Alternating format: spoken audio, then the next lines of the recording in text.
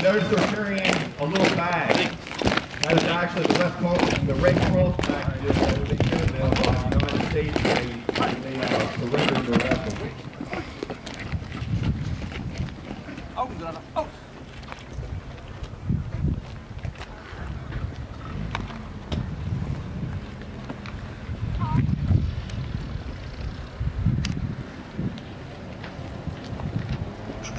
This is Theo Boda. At this age, he was 27 years old. He was the commander of UA-58.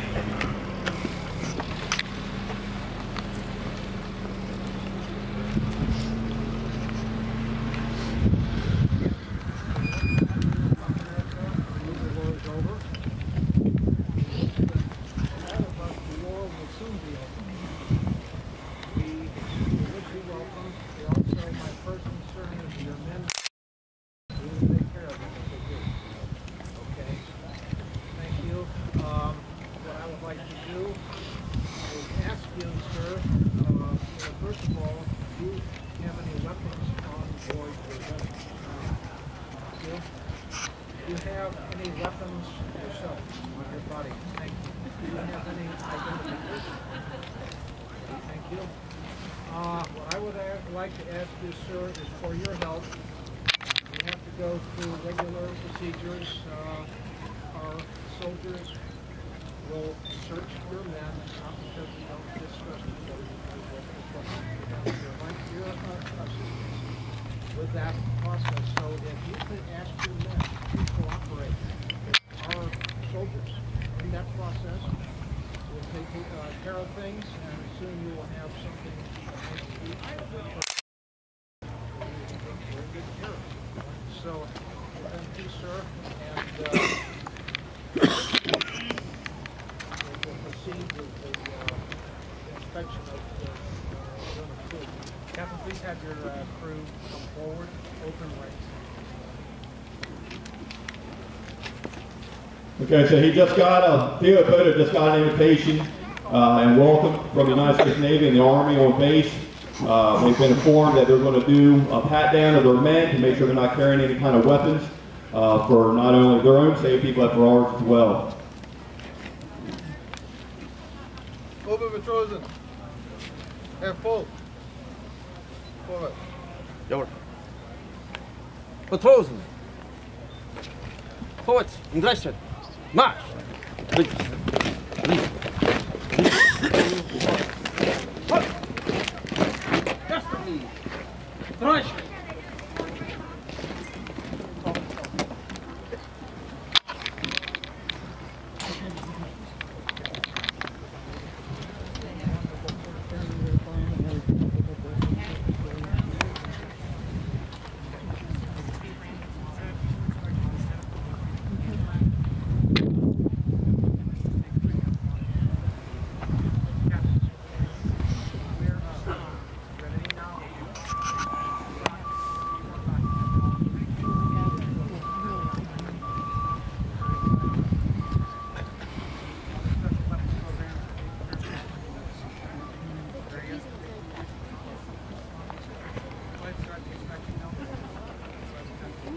All right, they started this pat down. Major Rogers, who's the commander of the base right now, and asked Theo Boda, did he know anything about it?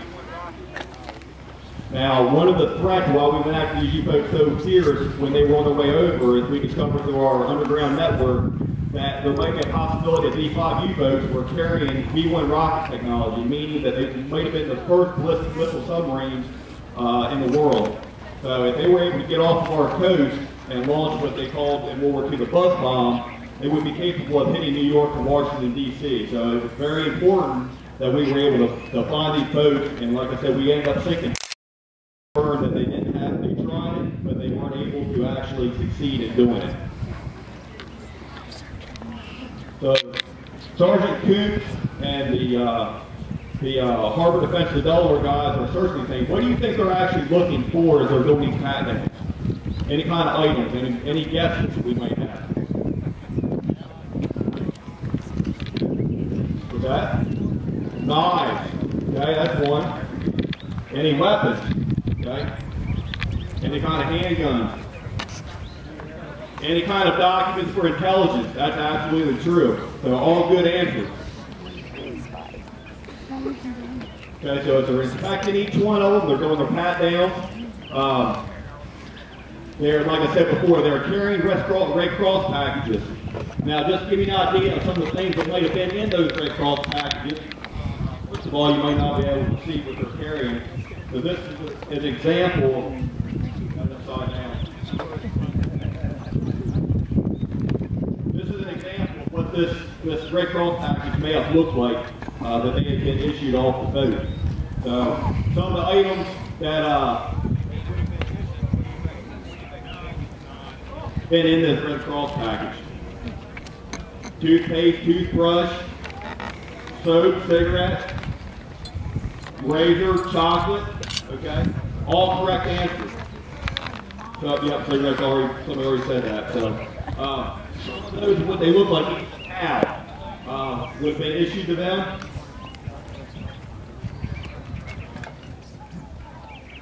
Some kind of a razor, some shaving. A code would have been issued maybe in that package.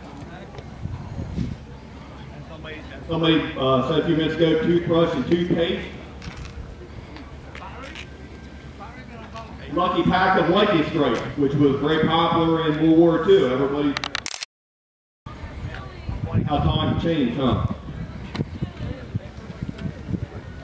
No, they would have been in paper. Yeah. And then a bar of soap, and then the world famous D-ration bar, or American chocolate, as you see in all the war movies. So, these are just some of the items that may have been in that package, just to give you an idea of what they've been given. Has anybody ever been up to the nature center here at the park? Okay. Believe it or not, as it is the jail for the reptiles and things up there now, it was also the bridge here at Fort Miles. So that's where these guys would have been taken after they had surrendered and done their pat down.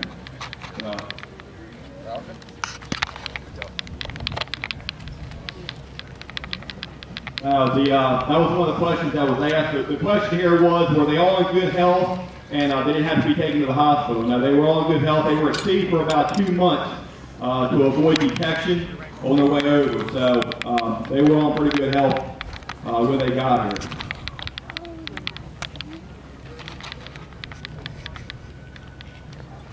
One of the questions was just asked, did the German commander speak English?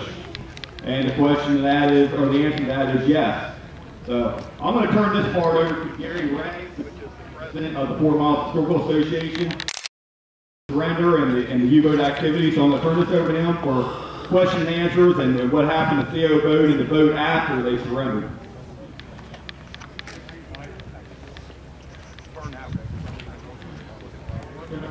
Harry, use this one. Now we're working. There we go.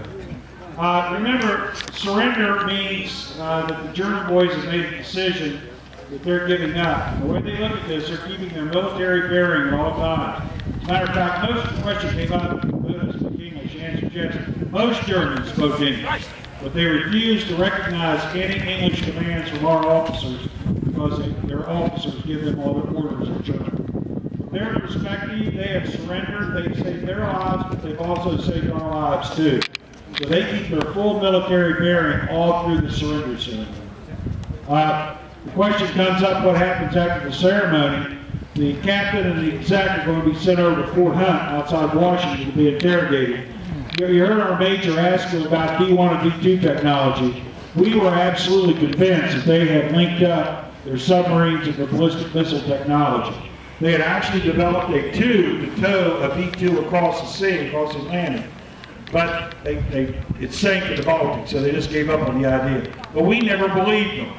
So the 2 officers are going to be sent over to Fort Hunt to be put in a room with other German submarine officers that was bugged by the FBI, so they would talk to each other, and we'd be able to hear it. And the men here are going to be sent, they spent 3 days here at Fort Miles, because a lot of people don't know it, but we had 6,000 German prisoners of war in Delaware in World War II.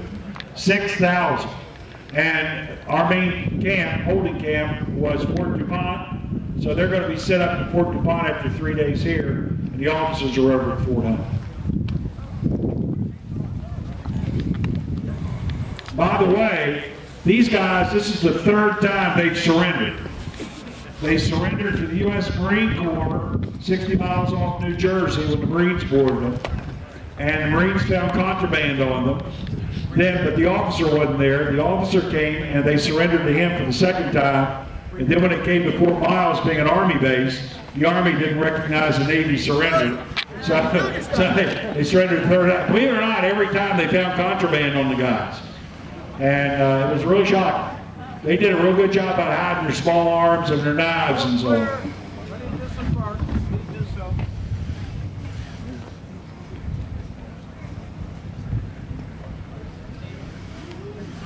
Now we're on the Army dock. We're recreating what happened right at the Army dock, which is now called the fishing pier, which you can't fish on right now. The guys are in, the trucks are going to be pulled in. We've got a WWII, a weapons carrier here. The guys are going to be loaded on the trucks and then taken out to the brig, as Mike told you.